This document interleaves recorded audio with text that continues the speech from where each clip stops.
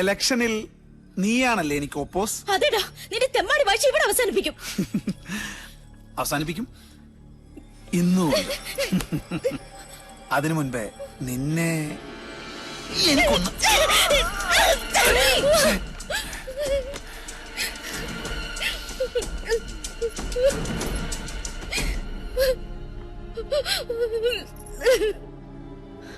അവന് വേണ്ടി ഞാൻ മാപ്പ് ചോദിക്കാം. പോരെ? വേണ്ട, അവനോട് ചോദിക്കാൻ എനിക്ക് ആളുണ്ട്.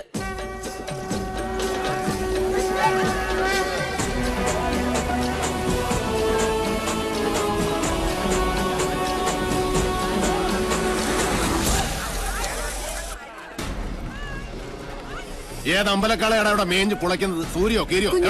സൂര്യൻ മുകളിലുണ്ട്.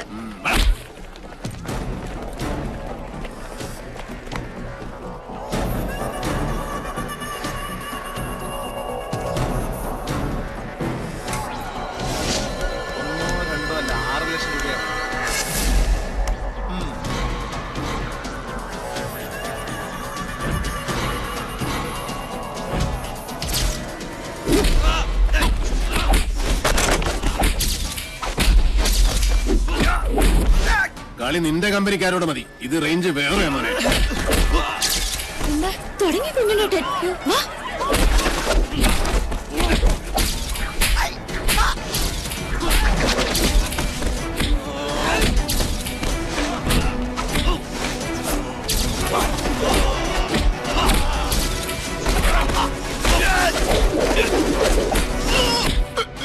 പട്ടാഴിയിലെ പെണ്ണിനെ തൊട്ട കയ്യല്ലേ ഇത്? അന്നം തിന്നാനാലും ശരി, ആസനം കഴുകാനാലും ശരി, ഇനി ഇത് നിനക്ക് ഉപകരിക്കണം. ഇപ്പൊ നീ പൊയ്ക്കോ. മേലാൽ കോളേജിൽ എന്നല്ല ഈ ഭൂമി ലോകത്ത് ഏതെങ്കിലും പെണ്ണ് നീ തൊട്ടു എന്നറിഞ്ഞാൽ അന്ന് നിന്റെ കൊടിയോടെ ഞാൻ പട്ടിക്കിട്ട് കൊടുക്കും. മനസ്സിലാടാ? ഓ പൂണൂരിട്ട സൂര്യമോനെ, പോടാ പോടാ പോരെ.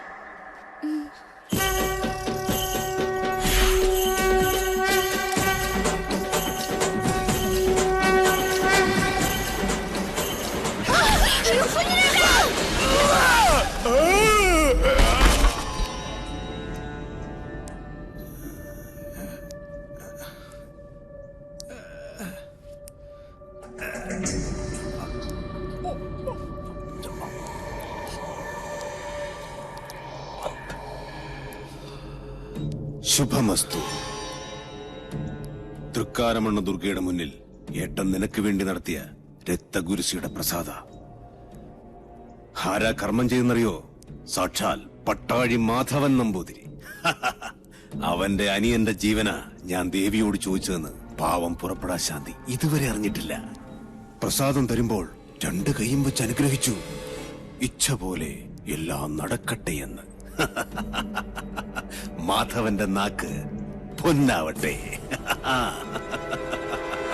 ഏട്ടൻ സാത്വികനാച്ച, അനിയൻ നാസ്തികനാ. ഗിരി, ഒരിക്കൽ കൂടി ആ കുഞ്ഞുണ്ണിയെ ചെമ്പ്രയിലെത്തിക്കണം. നടക്കുവോ? അത്താണിക്കും മയിൽക്കുറ്റിക്കും മാത്രമല്ല, ഭൂമിദേവിക്ക് വരെ വില പറയുന്ന അവന്റെ ആർത്തി അത് അവസാനിക്കാത്തടത്തോളം നെല്ലൂർ മന കാണിച്ചു വിളിച്ചാൽ പട്ടിയെ പോലെ വരും. നിന്നെ അവനിപ്പോഴും സംശയമൊന്നും ഇല്ലാലോ? എന്നെയോ? ബെസ്റ്റ് ആക്ടറല്ലേ എടുത്തി? ഒന്നല്ല 3 തവണയാ യൂത്ത് ഫെസ്റ്റിവൽ പ്രൈസ് മേടിച്ചത്. മറന്നുപോയോ? ഈ മണിയൻകോട്ട് ഗിരിയല്ല, ആ എടപ്പാൾ ഗിരീശൻ. രണ്ടും രണ്ടാ. സംഭവങ്ങൾ നടക്കുമ്പോൾ ഗിരീഷൻ ബാംഗ്ലൂരിലായിരുന്നല്ലോ. അതുകൊണ്ട് പട്ടാഴിക്കാർക്ക് എന്റെ മുഖം പരിചയമില്ല. കൊല്ലാൻ നിങ്ങൾ ഒരുങ്ങിക്കോ. ഒരു വേട്ടനായെ പോലെ ഇരയെ ഓടിച്ചുകൊണ്ടിരുന്ന കാര്യം ഞാൻ ഇട്ടു. അച്ഛാ, അനുഗ്രഹിക്കണം. ശുഭമസ്തു.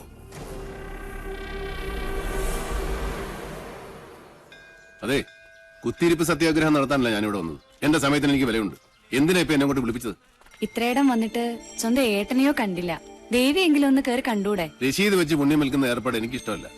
ഏട്ടൻ എന്തെങ്കിലും പറഞ്ഞിട്ടുണ്ടെങ്കിൽ അത് പറഞ്ഞോളൂ, എനിക്ക് പോണം. മുച്ചൂട് നശിച്ച ഇല്ലങ്ങൾ വാങ്ങി തിരിച്ചും മറിച്ചും കച്ചവടം ചേരുന്ന് പറയാൻ പറഞ്ഞു. ഈ ജാതകത്തിന് ഭൂമി കച്ചവടം ശരിയാവില്ലാത്രേ. ഞാൻ തിരിച്ചുമറിച്ച് ഇല്ലങ്ങളും പറമ്പുകളും വിറ്റ് കിട്ടുന്ന കാശുകൊണ്ടാ പട്ടാഴിയിലെ പത്തായപ്പുര നിറഞ്ഞു കിടക്കുന്നതും അവിടുത്തെ ദാസ്യ പരമ്പരയെ മുഴുവൻ ഇക്കാലം അത്രയും തീറ്റിപ്പോറ്റിയതും. അതൊന്നും ആർക്കും അറിയണ്ടല്ലോ. നെറ്റി പേർക്കുന്ന കാശ് കൊണ്ട് അന്നം തേടുക, അതാ എന്റെ പോളിസി. അന്നം തന്നെ ഉന്നം, അതിനു വേണ്ടി എന്തും ചെയ്യും. കേട്ടില്ലേ? ഈശ്വരൻ നിരക്കാത്തതേ പറയൂ, പ്രവർത്തിക്കൂ. അകത്തിരിക്കുന്ന ആളോട് അനിയന് വേണ്ടി മനസ്സോടൊന്ന് പ്രാർത്ഥിക്കാൻ പറയാ. അമ്മേ നാരായണ.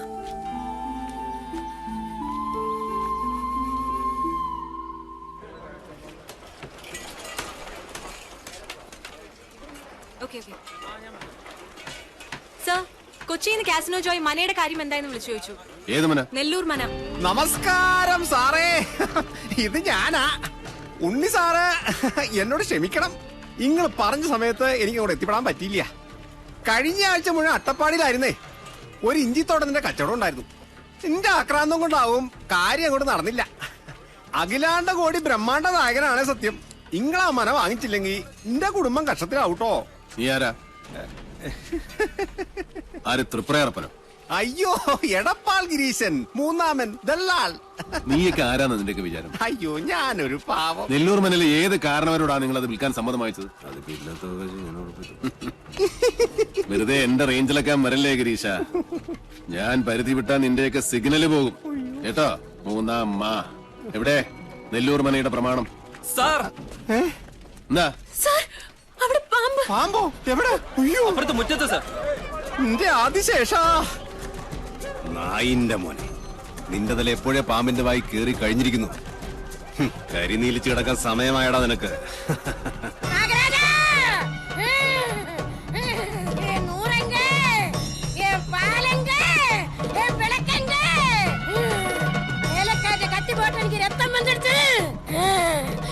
என்ன என்ன வேலை நிறுத்தி இங்க குடியிருக்க இல்லானா நான் இங்க பூரா சபிச்சு முடிச்சிடுவேன்.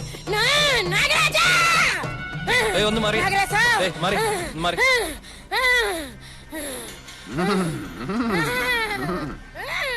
രക്തം പൊടിഞ്ഞോ? എന്നെ കളിയാക്കാണോ?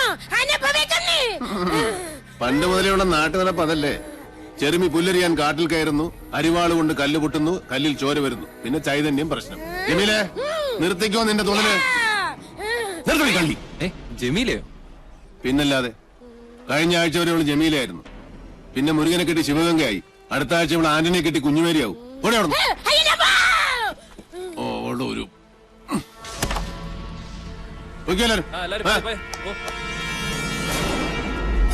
മാറുക, അങ്ങോട്ടൊന്ന് മാറുക. സമ്മതിച്ചിരിക്കണോ സാറേ, സമ്മതിച്ചിരിക്കണോ. EMS-നും വീട്ടിക്കും ശേഷം നമ്പൂരി സമുദായത്തിൽ പറഞ്ഞ തീപ്പൊരിയാ നിങ്ങള്. സാറേ, കണ്ട കീഴ്ജാതിക്കാര് കയ്യേറണ മുമ്പ് ആ മന പട്ടാഴി മനയോട് ചേരണമെന്നാ ദേവപ്രമാണം. അത് നടന്നേ പറ്റൂട്ടോ. രേഖകൾ പ്രകാരം എവിടെയോ ഒരു അവകാശി ജീവിച്ചിട്ടുണ്ടെന്നാ. അയാളെ ഞാൻ കണ്ടുപിടിച്ച് ഉണ്ണിക്കൊണ്ടും തരും. ഉറപ്പാ? ഉറപ്പ്.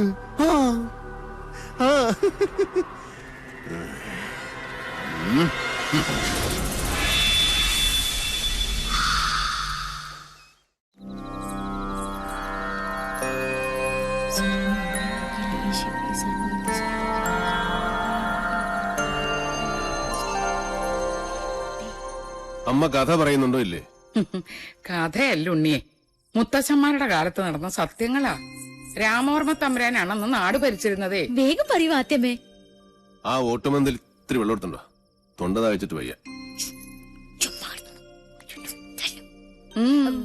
സംഭവങ്ങളൊക്കെ നടന്നത് ഒരുപാട് വർഷങ്ങൾക്ക് മുമ്പാ. അന്ന് ഈ ചെമ്പ്ര ഒരു പുണ്യഭൂമി ആയിരുന്നു കേട്ടോ.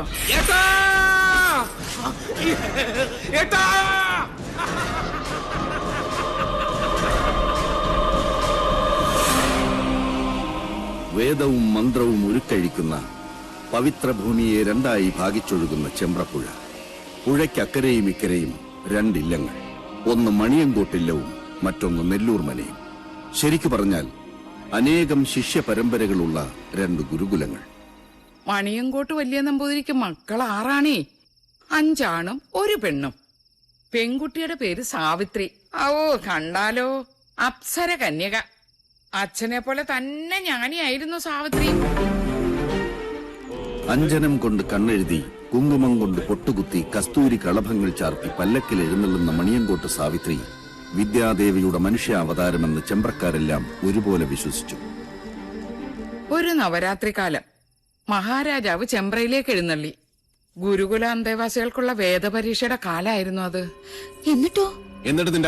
എന്നിട്ട് പോകുന്നുണ്ടോ നീ? പറയാത്തമ്മേ, എനിക്ക് കേക്കണം. 2 ഗുരുകുലവും അപ്പുറവും ഇപ്പുറവും നിന്ന് ചോദ്യങ്ങൾ, തർക്കങ്ങൾ, ബുദ്ധിയുടെ മാറ്റൊരയ്ക്കൽ. മണിയങ്കോട്ട് ഗുരുകുല ഒരടി മുന്നിൽ.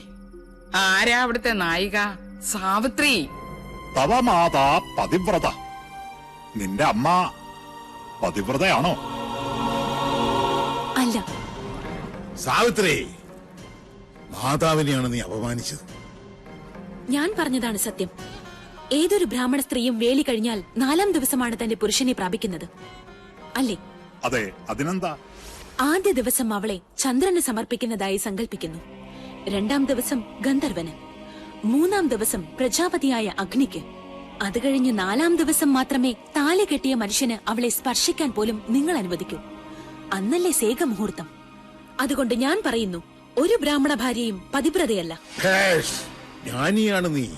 മണിയങ്കോടിന്റെ മാനം നീ കാത്തു. ഇവിടെ കൊണ്ട് മതിയാക്കാൻ നെല്ലൂരെ. വരട്ടെ, ഒരു ചോദ്യം കൂടി ബാക്കിയുണ്ട്.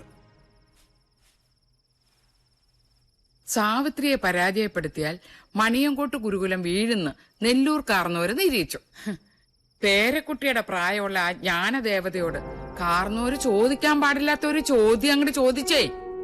പഞ്ചേന്ദ്രിയങ്ങളെ ത്രസിപ്പിക്കുന്ന രസങ്ങളിൽ ഏറ്റവും വലിയ രസം ഏത്? മണിയൻകുട്ടി സാവിത്രി എന്തുത്തര പറഞ്ഞില്ലേ? ഉത്തരം കാർന്നോരുടെ മുമ്പിൽ ഓലയിൽ എഴുതി കാണിച്ചു സാവിത്രി. അതേമേ, സാവിത്രി എന്താ എഴുതിയത്?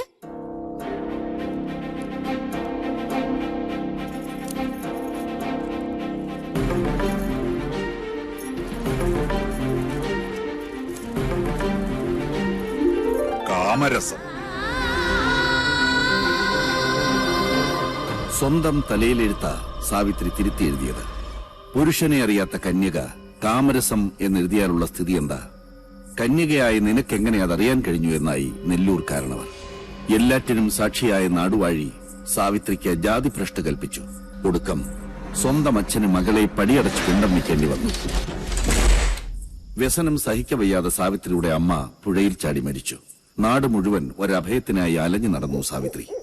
ഒരു ദിവസം നെല്ലൂർ മനയുടെ പടിപ്പുര തുറന്ന് സാവിത്രി വന്നു.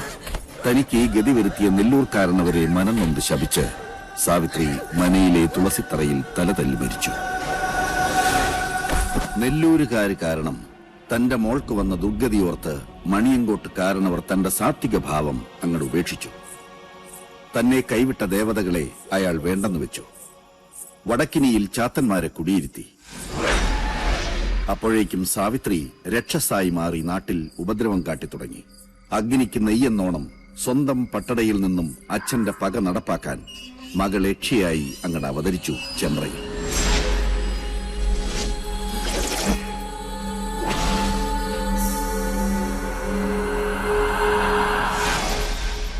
സാവിത്രിയുടെ രക്തം വീണ തന്റെ മനയിൽ അനർത്ഥങ്ങൾ പ്രതീക്ഷിച്ച നെല്ലൂർ കാരണവർ ഉളിയന്നൂർ തച്ചനെ വരുത്തി പുതിയ ഒരു എട്ടുകെട്ട് പണിയിച്ചു. പാലുകാച്ചലും സദ്യയും. ചെമ്പ്രയിൽ ഒരു ഉത്സവത്തിന്റെ ആഘോഷമായിരുന്നു അന്ന്. പക്ഷെ ആ രാത്രി പകവീട്ടലിന്റെ രാത്രി കൂടിയായിരുന്നു. സന്ധ്യാജപത്തിനു വേണ്ടി കുളിക്കാനിറങ്ങിയ നെല്ലൂർ കാരണവരെ നേറിയക്ഷിയായി വന്ന സാവിത്രി അകപ്പകയോടെ കഴുത്തിൽ കോമ്പല് താഴ്ത്തി.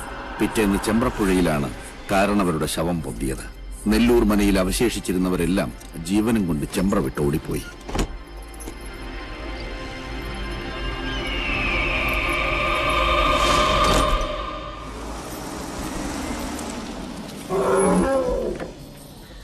അറിഞ്ഞോ വിശേഷം?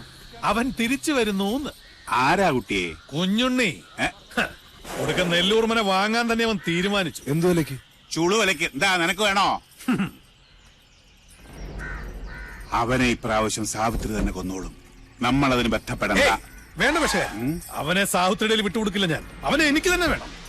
വാ, വന്ന് വണ്ടി കയറി. കുറച്ച് കാര്യങ്ങൾ തീരുമാനിക്കാനുണ്ട്.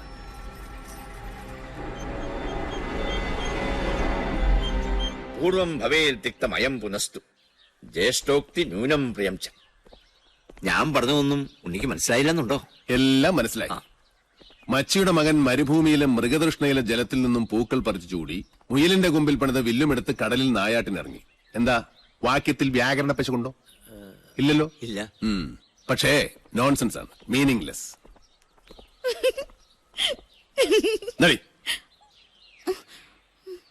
ഇതുപോലൊരു അർത്ഥമില്ലാത്ത ശ്ലോകമാണ് പിഷാരടി മാമ ഇപ്പൊ എന്നോട് ചൊല്ലിയത്.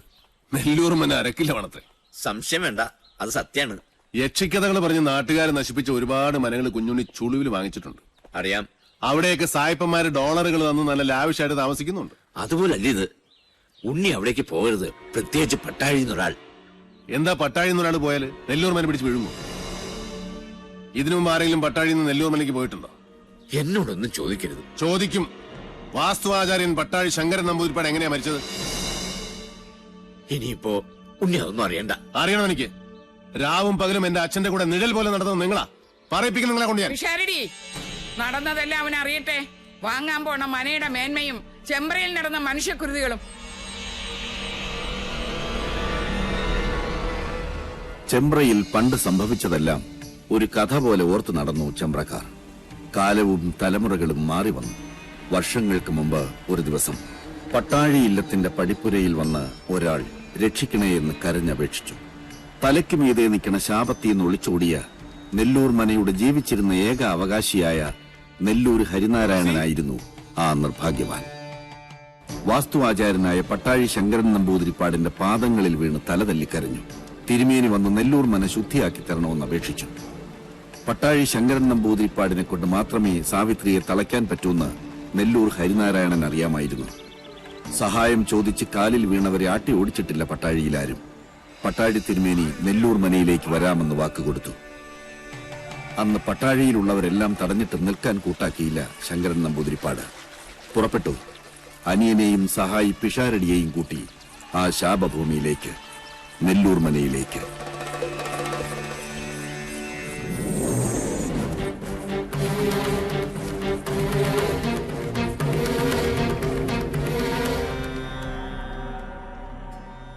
ഓം വിശ്വകർമ്മണേ നമഃ.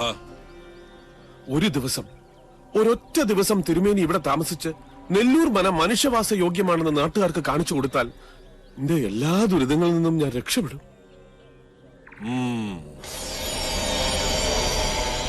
പേർഷ്യന്ന് വന്ന മഠത്തിൽ അബ്ദുള്ള മന വാങ്ങാന്ന് പറഞ്ഞിട്ടുണ്ട്. ആ പണം കൊണ്ട് ഞാൻ എന്റെ കടങ്ങളൊക്കെ വീട്ടും. ഇവളുടെ മരിച്ചുപോയ അമ്മയുടെ ആഗ്രഹം പോലെ ഇവളെ ഞാൻ പഠിപ്പിക്കും, വലിയ നിലയിലാക്കും. പിഷാരടി, അടുക്കളയിൽ ഗംഗാജലം തെളിച്ച് അഗ്നി തെളിയിക്കുക. മണിയങ്കോട്ട സാവിത്രി അറിയട്ടെ നമ്മളിവിടെ എത്തിയെന്ന്.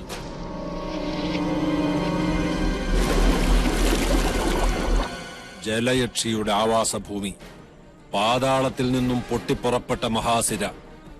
എവിടെയാ കുളം?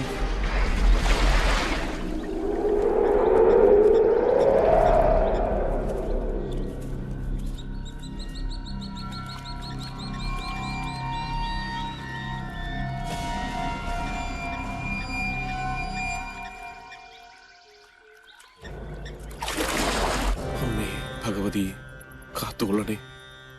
തീ കത്തിച്ചോളുക. അയ്യോ തിരുമേനി!